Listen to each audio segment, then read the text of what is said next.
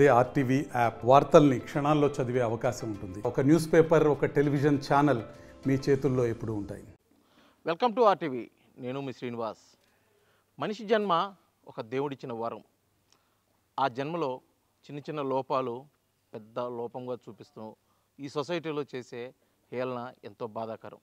ముఖ్యంగా ఈ హేళన దివ్యాంగుల పట్ల అధికంగా ఉంటుంది. వాళ్ళకున్న చిన్నపాటి లోపాన్ని పెద్దదిగా చూపుతూ వాళ్ళని తక్కువ చేసి చూడటం ఈ సమాజంలో పరిపాటిగా మారింది. నేటి సమాజంలో కూడా అటువంటి ఎదుర్కొంటున్న కొంతమంది అయితే మన ముందున్నారు. వారిలోనే చిరుకూరుకు సంబంధించి షేక్ నగీనా అయితే మనతో ఉంది. దివ్యాంగురాలు, బదిరుల పాఠశాలలో విద్యను అభ్యసిస్తూ ఉన్నారు. అసలు చిన్నాటితనంలో ఆమె ఎదుర్కొన్న సమస్యలు, ఆమెకు జరిగిన అవమానం, ఆమె ఇప్పుడు చదువుకున్న తర్వాత ఏం కావాలంటుందో వారు మాట్లాడి తెలుసుకునే ప్రయత్నం చేద్దాం. నమస్తే షేకినా. నమస్తే మేడం గారు. ఆమెది ఏ ఊరు, ఇక్కడికి ఎప్పుడు వచ్చారు, ఆమె ఏం చదువుతున్నారు? ఈ పేరు నగీనా అండి. చెరుకూరు నుంచి వచ్చారు. 9వ తరగతి చదువుతుంది ఇప్పుడు. మాట్లాడి ఆమె వికలాంగురాలు, దివ్యాంగురాలు, బదిరలు అంటే చెవులు వినపడవు, మాట రాదు. పుట్టుకతోటే ఆ సమస్య ఉంది. వాళ్ళ కుటుంబ నేపథ్యంలో ఆమె ఎటువంటి సమస్యలు ఎదుర్కొంది? చిన్నప్పుడు ఇంటి దగ్గర నువ్వు బాధ ఏమి ఉన్నాయి చెప్పు, పని ఎక్కువ చేయించేవాళ్ళు. చదువు ఇంటి దగ్గర చదువు బడికి కూడా వెళ్ళలేదు సార్. ఇంటి దగ్గర లేదంట, ఏ స్కూల్కి జాయిన్ చేయలేదు. ఇక్కడికి వచ్చిన మేము క్యాంపెయినింగ్కి వెళ్ళాము. వాళ్ళ ఊరికి వెళ్ళినప్పుడు ఇట్లా స్కూల్ ఉందని కూడా చెప్పాము. అక్కడ చెప్పినప్పుడు తను వాళ్ళ అమ్మ వాళ్ళు ఇక్కడ జాయిన్ చేశారు అమ్మాయిని తీసుకొచ్చి. తనకి మెడికల్ సర్టిఫికేట్ కూడా లేదంట. ఇట్లా అంటే మెడికల్ సర్టిఫికేట్ అని అర్థం. మెడికల్ సర్టిఫికేట్ కూడా లేదని చెప్తున్నది. అవి కూడా ఉంటే ఇంకా ఫెసిలిటీస్ కొన్ని ఉంటాయని అనుకుంటున్నాం మేము. మాన్యువల్ ఉంది కానీ సదరంది రాలేదు సార్ అమ్మాయికి. అదొక ప్రాబ్లంగా చెప్తుంది. నాన్న వాళ్ళు ఎన్నిసార్లు చెప్పినా పట్టించుకోలేదు. అది కూడా ఉంటే ఇంకా బాగుంటుంది అని చెప్తున్నది. ఇంకా ముఖ్యంగా అంటే తోటి వయసులో వాళ్ళు ఉంటారు, చిన్నపిల్లలు కానీ పెద్దవాళ్ళు కానీ, ముఖ్యంగా మాట్లాడటం రాదు, చెవుడు వినిపించవు. ఇటువంటిప్పుడు వాళ్ళు ఏదైనా హేళన చేయటం కానీ ఉన్నా? ఇంటి పక్కన వాళ్ళు ఎవరైనా నవ్వడం, నిన్ను చూసి మాటలు ఉన్నదా, ఇంటి పక్కన వాళ్ళు మిగతా వాళ్ళు నిన్ను చూసి నవ్వడము, అమ్మాయిని గేలి చేయటము అవన్నీ చేస్తూ ఉండేవాళ్ళంట. ఇంకా చాలా బాధలను అనిపించి ఇక్కడికి వచ్చిన తర్వాత బాగుంది అని చెప్తున్నది. ముఖ్యంగా ఆమె బాధపడిన సందర్భం కానీ ఏదైనా ఒక సంఘటన కానీ? నువ్వు బాధపడిన ఒకటి చెప్పు. ఎందుకు తను పుస్తకాలు అవి లేక పక్కన వాళ్ళు చదువు అంటే ఇష్టము, కానీ అమ్మ వాళ్ళు పుస్తకాలు అవేం కొనిచ్చేవాళ్ళు కాదు. నాన్న కూడా చిన్న వయసులోనే 7వ తరగతిలోనే పెళ్లి చేస్తానని చెప్పాడు.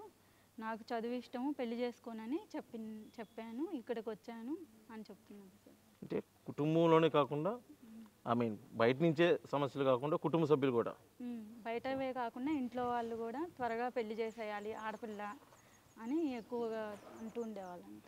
బయట ఏమన్నా అవమానం జరగటం కానీ, గేలి చేయటం కానీ, ఏదైనా ఇబ్బంది పెట్టి ఆమె బాధపడిన సందర్భం? ఇంటి పక్కన ఎవరైనా నిన్ను అన్నారా, బాధ అన్నారు ఎవరైనా,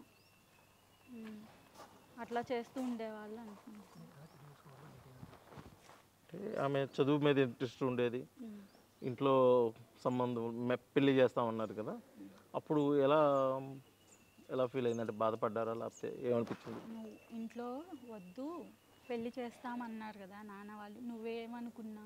నువ్వు పెళ్ళి చేస్తామన్నారు నాన్న, వద్దు నేను చదువుకుంటానని చెప్పాను, నాకు చదువు ఇష్టం అని చెప్పాను అని చెప్తాను. అప్పుడు వాళ్ళ పేరెంట్స్ ఏమన్నారు? మరి నాన్న ఒప్పుకున్నాడా? నాన్న సరే అన్నాడా? నాన్న ఏమీ మాట్లాడలేదు, అమ్మ నన్ను చదువుకు పంపించింది అని చెప్తున్నారు. వాళ్ళ పేరెంట్స్ ఏం చేస్తుంటారు? అమ్మ నాన్న ఏం చేస్తారు పని? పొలం వెళ్తారంట సార్, పొలం వెళ్తారంట. పొలం కూలి పని చేస్తారు, పొలం వెళ్తారు. బాగా ఇక్కడ చదువుకున్న తర్వాత ఆమె ఏమవ్వాలనుకుంటున్నారు జీవితంలో? అంటే ఒక డాక్టర్గా, ఇంజనీరింగ్గా, లేకపోతే ఒక పోలీస్ ఆఫీసర్ అవ్వాలనుకుంటున్నారు? నువ్వు ఇక్కడ చదువుకున్నావు బాగుంది, తర్వాత చదివి ఇంకా ఏం అవ్వాలనుకుంటున్నావు? తర్వాత చదువు అయిపోయిన తర్వాత ఏం అవ్వాలనుకుంటున్నావు? 15 అంటే డిగ్రీ సార్, డిగ్రీ చదవాలనుకుంటుంది. తర్వాత ఉద్యోగం చేయాలనుకుంటుంది. ఏ ఉద్యోగం చేయాలనుకుంటుంది? ఏ ఉద్యోగం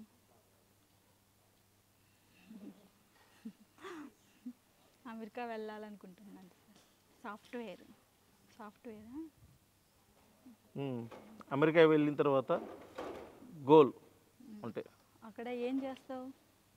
వెళ్తావు, ఏం చేస్తావు? పని కంప్యూటర్ చేస్తాను.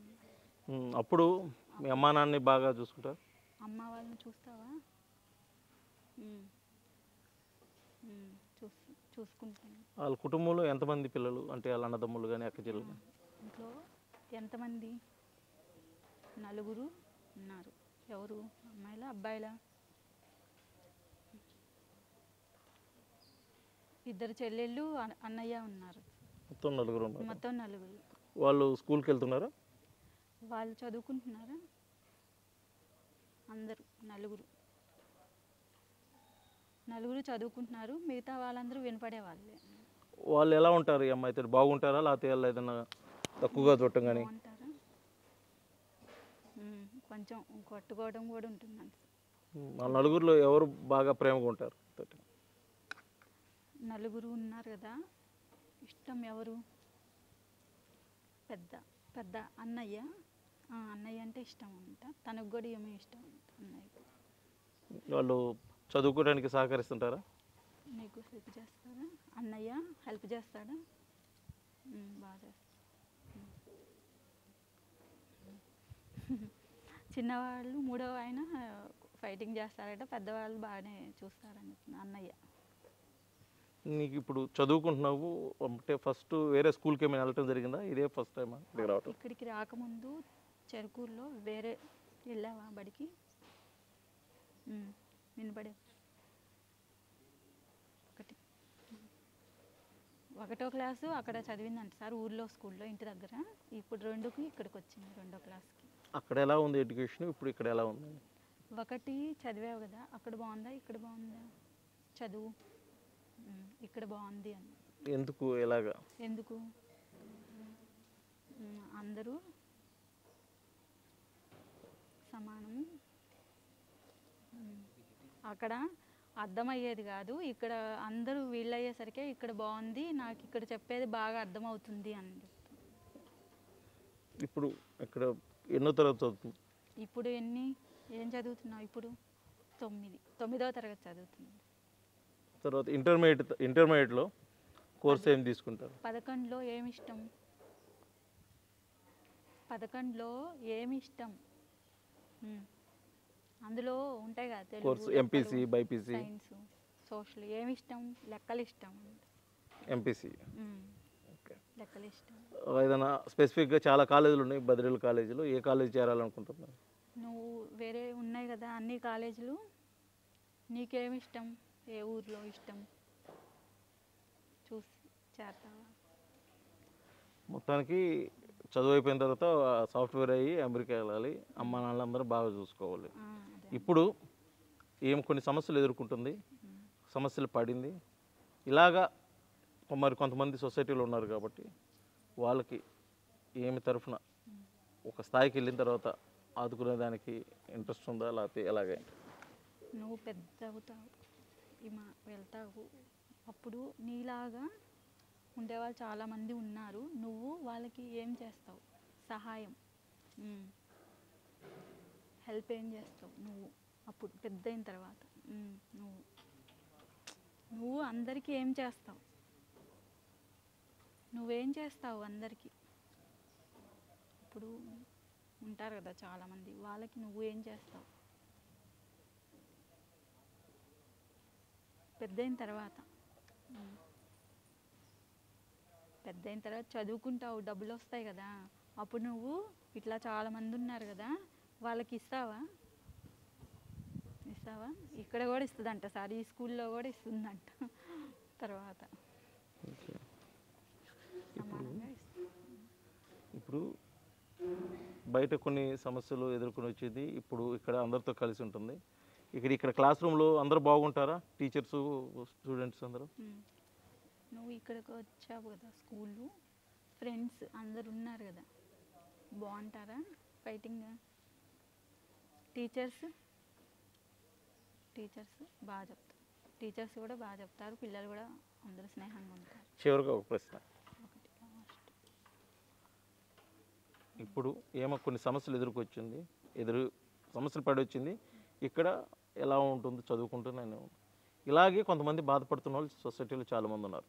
మా ఆర్టీవీ తరఫున ఈ అమ్మాయి ఎదుర్కొన్న సమస్యలు, అనుభవములు, అదేవిధంగా ఇప్పుడు అమ్మాయి చదువుకున్న చదువుల దృష్ట్యా వాళ్ళకి ఈ అమ్మాయి ఏదన్నా ధైర్యం చెప్పదలుచుకుంటే ఏం చెప్తుంది మెసేజ్? ఇట్లా డిఫెండమ్ వాళ్ళు వచ్చారు కదా, ఉన్నారు కదా, నువ్వు అప్పుడు బాధ పడ్డావు ఉన్నప్పుడు, ఇప్పుడు నువ్వు ఇట్లాంటి వాళ్ళకి నువ్వేమైనా చెప్తావా? నువ్వు ఇప్పుడు అందరికీ చెప్పడం, నువ్వు మిగతా వాళ్ళకి, ఫ్రెండ్స్కి, అందరికీ చెప్పు, నీ ఇష్టం వచ్చింది, తెలిసింది చెప్పాలి, చెప్పు.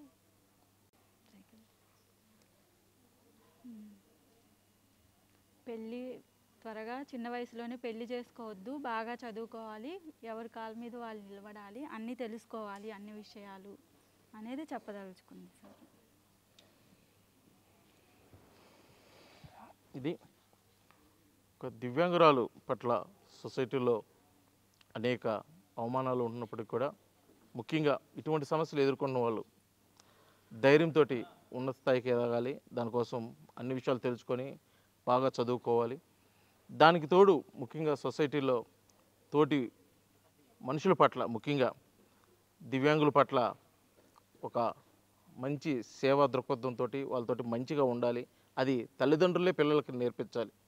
లేని పక్షంలో ఈ మధ్య వివక్షత అయితే చాలా దూరం వెళ్ళే పరిస్థితి ఉంది. ఇప్పుడు మనకి ఏం చెప్పిన విధంగా అయితే రానున్న రోజుల్లో అయితే ఖచ్చితంగా మంచి స్థాయికి వెళ్ళి నాలాంటి వారికి, ఇబ్బంది పడుతున్న వారికి అయితే నేను ఖచ్చితంగా నా సహాయ సహకారాలు అయితే నేను అందిస్తాను. ఖచ్చితంగా జీవితంలో నిలబడాలంటే మటుకి మంచి చదువు, మంచి జ్ఞానం అయితే అవసరం అని చెప్పేసి కూడా మనకు తెలియజేస్తున్న పరిస్థితి. వీడియో జర్నలిస్ట్ లక్ష్మణ్తో శ్రీనివాస్, ఆర్టీవీ, పర్చూరు మండలం. మరిన్ని వీడియోస్ కోసం ఛానల్ ని సబ్స్క్రైబ్ చేయండి. లేటెస్ట్ అప్డేట్స్ కోసం వాట్సాప్ ఛానల్ ని ఫాలో అవ్వండి. అండ్ లింక్ డిస్క్రిప్షన్ లో ఉంది.